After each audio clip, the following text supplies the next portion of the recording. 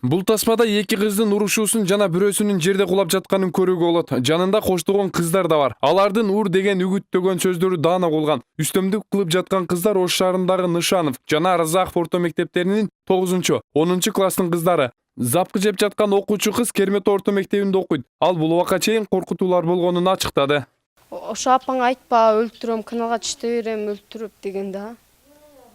Ош шаарына караган 3 мектептен чогулуп кыздарга үстөмдүк жасап жүргөндөр Кара Суу районунун Ишкаван айылында жашашат. Келтектелген кыздын айтымында алар бул убакка чейин окуучу кыздардан акча талап кылып келген. Ал эле эмес, бычакта такап коркутуптур.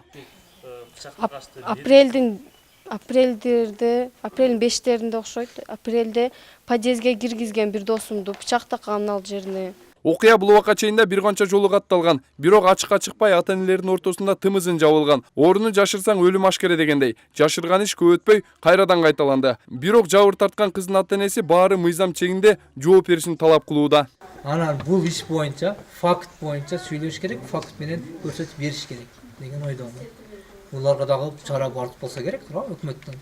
Бизди эл коргобосо, өкмөт коргобосо ким коргойт бизди? Ал эми жогорудагы тасмада жерде жаткан кызга муштум кезеп турган кыздын ата-энесине кайрылдык. Бирок кызынын күнөөсү жок экенин айтат. Тескерисинче келтектелген кыз достору менен өздөрү келген дейт. Ишкаван айылына Западныйдан ушул жака келишкен алар.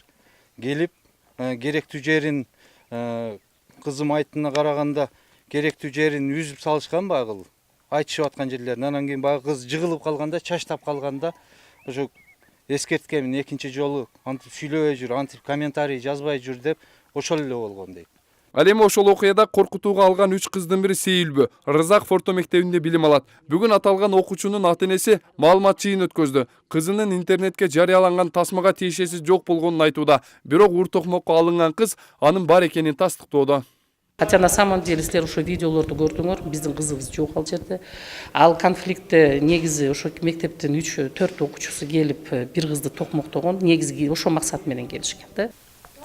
Сейил деген кыз эмне деди? Сейил деген кыз да ошентип силерди уруп жүрөбү же ал жөн эле коркутабы? Уруп жүрөт, анан коркутат.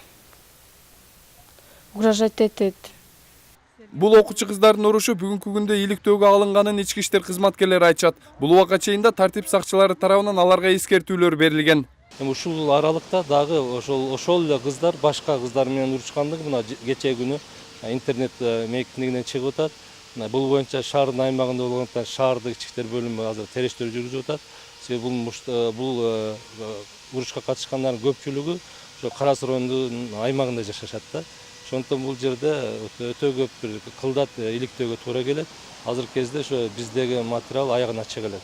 Окуучу кыздардын урушу бир эле ушул окуя менен чектелбейт. Мындай учурлар бул убакка чейин бир канча жолу кайталанган. Тактап айта кетсек, Чүй облусунда окуучу кыздын сабалып, ооруканага түшкөн видеосун жакындары биздин телеканалга жолдогон. Датка Шабдан, Бекзат Турдубеков, Нур Ньюс.